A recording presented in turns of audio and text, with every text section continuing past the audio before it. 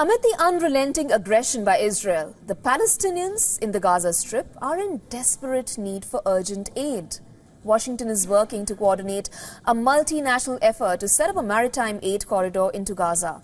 Now, this is part of a U.S. strategy of flooding the zone with humanitarian assistance. U.S. Secretary of State Antony Blinken held a video conference on Wednesday with officials from Cyprus, Britain, the UAE, Qatar, the European Union and the United Nations to discuss getting the new route up and running. Now, this is something that's going to take time to actually put in place, although we're working on it as expeditiously as possible. And I want to emphasize, it is a complement to, not a substitute for, other ways of getting humanitarian assistance into Gaza. And in particular, overland routes remain the most critical way to get assistance in and then to people who need it.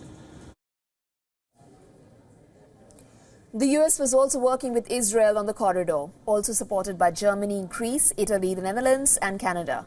Now, this comes as U.S. Air Force released video showing an airdrop over Gaza from a C-17 Globemaster III and a C-130J Super Hercules.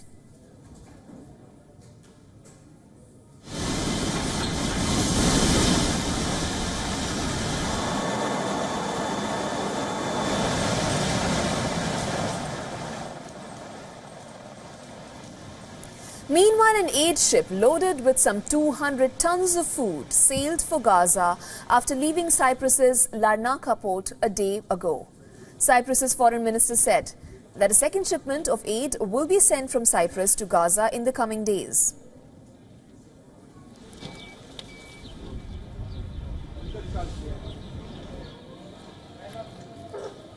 On the other hand, the Israeli military says that it plans to direct many of the 1.4 million displaced Palestinians living in Gaza's southernmost town of Rafah towards the humanitarian islands.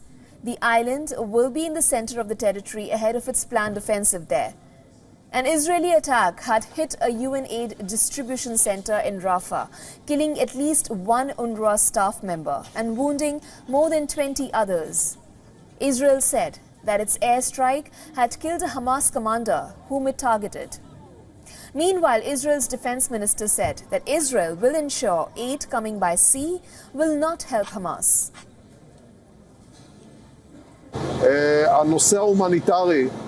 The humanitarian issue that will soon be addressed on the daily agenda with the expected arrival of the vessels is a central issue that will facilitate the delivery of supplies to civilians and not to Hamas. Every action of this kind weakens Hamas and strengthens our control.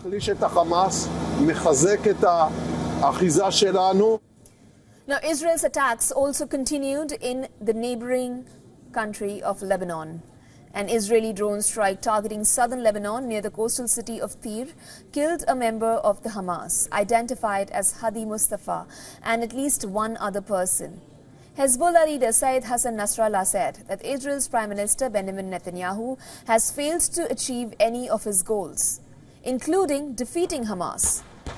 Nasrallah slammed US President Joe Biden for not stopping the war in Gaza with the stroke of a pen and labeled him a hypocrite. The U.S. Central Command said that the Iranian-backed Houthi militants fired one anti-ship ballistic missile from Yemen into the Gulf of Aden, but it caused no damage to any vessel. CENTCOM added that they successfully engaged and destroyed 4 unmanned aerial systems and 1 surface-to-air missile in the Houthi-controlled areas of Yemen. For all the latest news, download the WION app and subscribe to our YouTube channel.